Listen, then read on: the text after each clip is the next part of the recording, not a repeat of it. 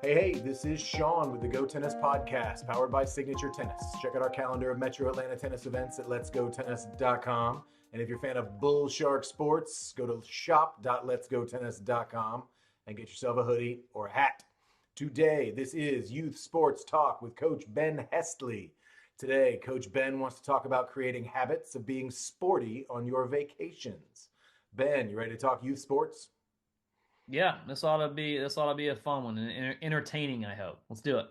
All right, today Coach Ben wants to talk about how we can encourage good habits regarding our vacations. Ben, you got a story for us? Where do you want to start? Yeah, I'll wrap a few stories in one. I'll try to keep it as brief as I possibly can because today we could be talking about the super invested athlete, or we could be talking about somebody that's like maybe not into sports, and we sort of want to push them in a direction to where they at least like some sort of physical activity. So kind of both ends of the spectrum, if you will. But I'll start with the committed athletes. And Shaun, you and I we know plenty of people that when they go to vacation at Hilton Head or down to like 30A, they beach vacations, they find a resort, find a club, find a tennis court, and they take some lessons or join a weekly round robin that some of these resorts offer, things like that, right? So those are your committed people that they want to keep their game up even though they're still on vacation. I mean, I remember my son, in fact, when we were out visiting my sister in Portland, Oregon, we found this place called Batting 1,000 Batting Cages, and he wanted to get some reps in while we were visiting her for spring break one year, and I was like, well, let's find a batting cage. I'll just Google batting cages in Portland, Oregon, and quickly found this place. And so we went out to batting 1,000 for a few days so he could continue to practice even though we were on vacation. So we have those type of athletes, and then trying to find sporty things for your kids to do and your family to do together while you're on a vacation. So just recently for my family, we were traveling for spring break with another family. And what I want to try to do is talk about how this might tie into the actual sport itself. So we found this place called Drink and Drive, and I found it pretty clever. And so had to stop, of course, had to go there. So Drink and Drive was this place, and it was just a driving range, obviously bar, and a putt-putt course, or what you may call miniature golf. So they had kind of all three in one. So we hit some balls off the range, and the range was pretty cool. The range was actually a lake, so you kind of hit the ball into the lake. So that was fun for the kids. Miniature golf was fun for the kids, and we all really played and hung out together. And interestingly, it was around the same time of the Masters, and so my family, we're not really into golf. I don't follow golf much anymore now that I'm sort of out of the club business. When I was working at Druid Hills and when I was in the private country club business, I mean golf is obviously a big part of the country club business. So I was into golf and played golf and paid a lot of attention to golf, just more so that I could talk about it with fellow members and fellow employees. And then played a lot of golf more out of convenience, really, because I had a golf course right there at work. But since then, haven't really been into golf. So we go to drink and drive.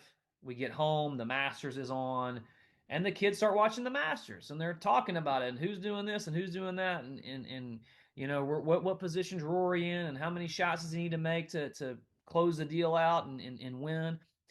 And so I was like, well, wow, they've never really been into golf, so maybe I don't know if it's coincidental, but I think our experience at drink and drive certainly at least position him to go, oh, hey, I just played some golf. Now here's a real professional international event on television, and we're going to watch that and follow that. So that was kind of a cool experience and just an example of how something you do on vacation might spark your kids' interest. Now, I'm not saying my kids are going to go play professional golf or even play golf at all, but at least now they've been brought or the sport of golf has been brought to their attention. And it's the opposite of what we've spoken about previously, which is encouraging kids to watch the sports on television to get to know it, to assist with the fact that they're already playing that sport. So in this case, when I go hit the golf ball around and I come home, I'm like, oh, you know what? I'm kind of in a golf mindset. Yeah, I could watch a little bit of golf when I get home or show it to the family and say, these are the guys that do what we just did, only they're really good at it. Yeah, right. But yeah, I think that's a it's a fun thing to do on vacation. It makes me think of we ended up playing some golf on a recent vacation. Again, just putt putt. My wife is not a golfer, and our 2.5-year-old had never played golf before. And obviously, you don't take him to a driving range, Yeah. but we took him Don't to do that, a parents. little putt putt place, and he loved it. He had a great time. He's familiar with hitting a ball with a stick. He's got a tennis coach type dad, so obviously he's used to that. And he kind of figured it out pretty quickly, and we had a great time. And then went and got some ice cream, and then went home and did nothing for a while. We realized, okay, we pick one thing on that day. It's not like we try to jam it in. We've got to remember it's vacation rather than just saying, okay, we're going to be sporty and we're going to do this and then we're going to go to there and then we're going to go here and then we're going to go there. We've also talked about how to vacation as a sports family previously as well, right, Ben?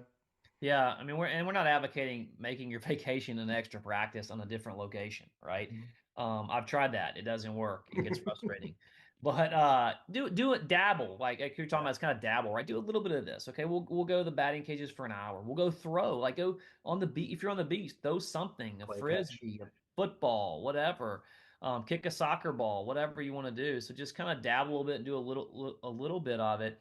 Um, and make the experience more fun and more active. That's kind of the main message today is just how can we make our vacations more active vacations for us. And ask your kids too. Like there's things that they're learning in camps or they're learning in their lessons if they take lessons or on their sports teams if there's something in practice that they've done that they're interested in.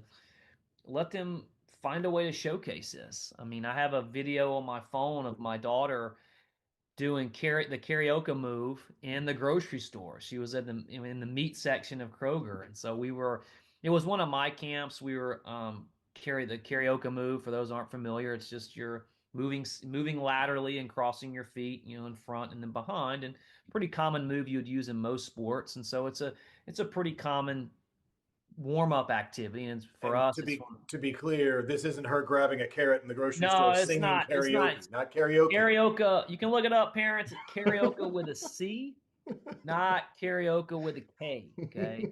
Karaoke I can is, totally picture your daughter with a carrot yeah. and singing Well, she does karaoke. She's a "Can't good Stop the singer. Feeling." She's a very, very talented musician. She can sing, she can dance, and she can Hmm. certainly play the piano. But this was not karaoke that you might do on a Friday or Saturday night at your local watering hole. This was karaoke. So karaoke is a movement pattern in sports. And it's often a pretty common warm-up activity. It's one of our staple moves that we do as part of our dynamic warm-up. And so we're in camp and we're 5 days a week camp. We're doing karaoke at least once a day, sometimes twice a day. And she got attached to it and wanted to get better at it, right? Because it's not the most easy move, especially for a young kid. And so we're in the grocery store one day shortly after camp, and she's like, "Hey, I want to practice karaoke." And I'm standing there waiting for my steaks to be delivered and from the butcher, and I'm like, "Well, go for it." And so there she goes, just doing her karaoke move back and forth in the meat section of Kroger. So that's just something like if your kid's interested in something, let them go do it. Like, it doesn't matter if it's in the grocery store in the parking lot. I mean, be safe, of course. But we used to have you remember parking lot volleys or parking lot rallies? Remember that when you used to warm up for tournaments? Hmm. And we've done that. My son, I've done that a ton where we have it, and my daughter too, where we're like, hey, we're in the parking lot, we're waiting for maybe we're waiting for an appointment, right? So rather than be in the waiting room, like let's just step out here and rally a little bit, right? And we've done that before, especially like during COVID when there was a time where you couldn't go into the waiting room for like a doctor's appointment or dentist appointment. You had to be called in or texted in. So we would just be in the parking lot, and I'd bring rackets and low compression ball, and we'd just play a little bit in the parking lot. And I'll compliment you for good parenting there. What do we do with the parents that are used to handing the kid the iPad in the waiting room just so they don't have to do anything and maybe they can check their own phone as well? I pick on that parent often and I apologize. Parenting is hard. I handed my kid the phone the other day. I gave in. But in this case, how do you start that? Let's say I haven't been good about it, and the kids aren't asking, "Hey, Dad, can we go hit some volleys in the driveway?" Rather than, "Hey, can I have the iPad?" How do we encourage that, especially on vacation, rather than just maybe taking everything away and say, "We're on vacation. We're gonna go run around in circles." All right. I'll use this one of my favorite quotes of all time from one of my favorite tennis players of all time. I have many favorite tennis players, Arthur Ashe. And I say this because my son recently broke his arm playing baseball and very disappointed, obviously, right? And not going to play for the rest of the middle school season. Definitely going to play his summer season, but broken arm put him out for several weeks. So I said to him, I said, look, it's upset. I said, look, broke your arm. Nothing you can do to fix it right now, right? It's a 4 to 6 week process. So Arthur Ashe said his famous quote is start from where you are, use what you have, do what you can.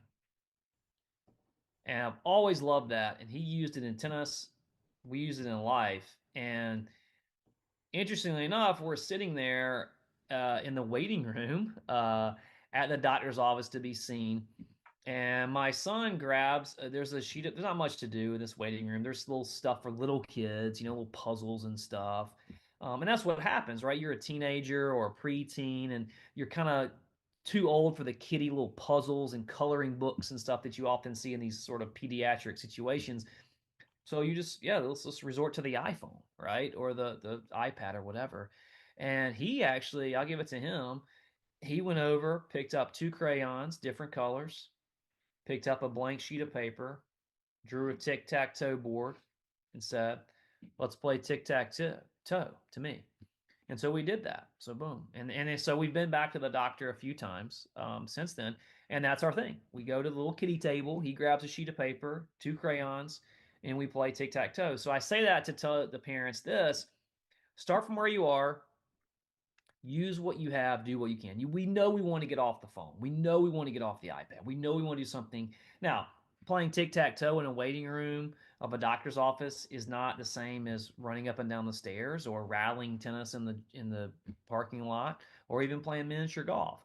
But at least it's something that at least going to exert you mentally, right? Strategy, and you're somewhat active and not engaged in just watching sort of mindless videos on a phone. And it covers the plan, which is off the phone. It Yeah. doesn't have to be onto a gymnastics set, but off the phone, whatever it is. Sit down and talk, sing songs together, whatever it is that you want to do, read a book together. That's one of the things we do with our son a lot. And he's like, "Can we watch a movie?" I'm like, "No, we're going to read a book." I mean, he's 2.5, so he finally figured Yeah. out what movies are and really loves Nemo. But at this point, it's no, no, no. That's every once in a while. And so that's our parenting version, which is that's kind of a treat that we do maybe once a week. But if I'm looking at vacation and I'm thinking to myself, okay, I've got to get the kids out. If we're at the beach, you've seen so many people at the beach sitting under the shade with their phone. That is insanity to me, Yeah. to sit there and not just let the waves wash everything away from you. You're still just bringing in garbage from the phone while you're at the beach. You're missing the point. So I like what you said earlier, where it's about when you just go do something that you maybe been working on, juggling a soccer ball if you're a basketball player, throwing the football if you're a tennis player, trying to do different things, kick the soccer ball around if you're not a soccer, it doesn't matter. Go do something. Throw the frisbee. Nobody's a frisbee player. That's not a thing. Well, hey, there's ultimate. I'll give you that. Like I said, it's not a thing. Yes. Are So you kidding me? Are you kidding me? nobody's like, "Dad, I'm gonna go be a frisbee player." Nobody's ever said that. All right, I'm going to It's push back a little bit since you mentioned it. Parents, go look up Atlanta Hustle. Atlanta Hustle is our hometown professional ultimate frisbee, ultimate professional team. So the Atlanta Hustle, they play at Silverbacks Park. It is a fantastic sport. My son plays it. A lot of his friends play it. Our local high school, shout out to Lakeside High School, 2024 Ultimate State Champions for the state of Georgia. So I also have a school down the street from us, Paideia. Lakeside actually beat Paideia, if I recall it, in the semis or the finals. But Paideia is nationally renowned for the sport of ultimate. They've been nationally ranked. They've won many state championships. But ultimate is it's a if you never watched it, go watch it, go play it. I'm gonna tell you right now, if you want to get a good workout and be in shape, go play ultimate. Like I said, not a thing. All right, so what's I as would we get make you out, that's good to know because that is not a thing I follow and would not have thought of that no as frisbee being throwing, frisbee. I mean, part of a our camp. varsity sport. Yeah, it is. It Well, is. in that case, get the kids out and throw some frisbee because maybe there's some scholarships coming their way for frisbee throwing, which Maybe, maybe you never obviously know. this guy didn't think was a thing. So, all right, wrap us up, Ben. Where's our final advice? We're going to put together a checklist, kind of a sporty vacation checklist for parents that they can check out. Clicking the link, of course. But what's kind of our final note here? I think when you go on vacation, you're gonna pick your vacations. And first of all, even for our most serious, competitive, committed athletes, take vacations, right? When I talk about periodization plans and planning out the year for athletes, first thing we do is look at the vacations. You know, when is winter break? When is spring break? When is summer break? And what are you going to take a vacation during those times? Definitely, even the best athletes need to take a vacation. When you're on those vacations, though, look at what's around you. What do I have? Right? Is it maybe there's a game? Like I've got a good family friend. I mean, they actually plan vacations around baseball games. They're one of those families that their goal is to visit all the MLB stadiums, and so they do a lot of vacations and try to hit baseball games on the way so they can kind of check off those MLB stadiums that they're trying to see. So maybe there's that, or maybe it's a little minor league team or something in town, or maybe there's some event, maybe there's some gymnastics event in town, or a soccer match, that you want to. Oh, I see the soccer match. I want to see this, right? I remember I got so lucky. We were in Canada this past winter on a ski trip, and we got an opportunity just by happenstance to see a semi-pro hockey game. And dude, if you like hockey, you have not seen hockey till you've seen some semi-pro Canadians going at each other on a Friday night. So that was a great experience. And so just find things like that, either going to an event or create some simple events yourself. Get up out of your beach chair and play frisbee for 5 minutes, right? It doesn't have to be long. You can dabble in these things, but just kind of ask yourself, okay, I'm here like Arthur Ashe, right? I'm here. Start from where you are. I'm here on this vacation. What around me, use what you have. What around us or near us can we do to be active, right? And then do what you can. Can't say it better myself. Don't want to compete with Arthur Ashe either. Coach Ben Hesley, this has been Youth Sports Talk. Thank you so much. I appreciate it. We'll see you next week. All right. Thank you, sir. Thanks, everybody.